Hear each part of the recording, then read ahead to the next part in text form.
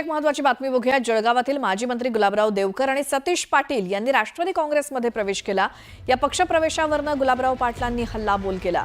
अजित पवारांच्या राष्ट्रवादीकडनं शिवसेनेची अडचण निर्माण करण्याचा प्रयत्न केला जात असल्याचं धक्कादायक विधान गुलाबराव पाटलांनी केलं। ज्यांच्या छाताडावर भगवा गाडून आम्ही विजय मिळवलाय त्यांना पक्षात घेताना अजित पवारांनी एकनाथ शिंदेंना विचारात घेणं अपेक्षित होतं, असं गुलाबराव पाटील म्हणाले। प्रत्येकाला पक्ष वाढवण्याची मुभा आहे, त्यामुळे आम्ही देखील त्याचा भविष्यात विचार करू, असा सूचक इशारा गुलाबराव पाटलांनी दिला। त्यामुळे जळगावात महायुतीत मिठाचा खडा पडण्याची चिन्ह आहेत।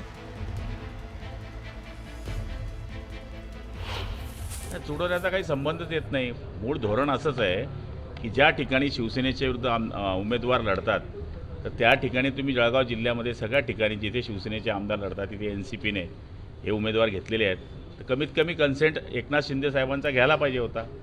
हे युतीचं धोरण आहे का, हाही सवाल आहे। नाही, असं असलं तर मग आता प्रत्येकाला मुभा आहे ज्याच्या त्याच्या पद्धतीची आपला पक्ष वाढवायची। मग आम्हालाही काही गोष्टीकडे लक्ष द्यावं लागेल। महायुतीचा विषय वरचे लोक बघतील, पण माझ्या माहितीप्रमाणे जिल्ह्याच्या ठिकाणी जे चित्र दिसतं आहे तर शिवसेनेला तुम्ही चुकीच्या पद्धतीने अडचणीत आणण्याचा जो प्रयत्न करतायत तर शिवसेना अडचणीत येणार नाही। यांच्या छातड्यामध्ये भगवा झेंडा घालून आम्ही निवडून आलेलो आहे। त्यामुळे यांनी कितीही त्यांना घेतलं तरी जो बस्या बैल असतो तो बशाच असतो।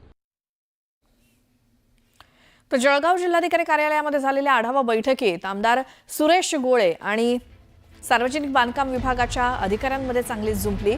शहरातील रस्त्यांच्या कामावरती आमदार भोळे यांनी प्रश्नचिन्ह उपस्थित केलं। रस्त्याच्या कामाबाबत अधिकाऱ्यांकडून लोकप्रतिनिधींना माहिती देण्यात अधिकाऱ्यांना लाज वाटते का, अशा शब्दात त्यांनी खडसावलं।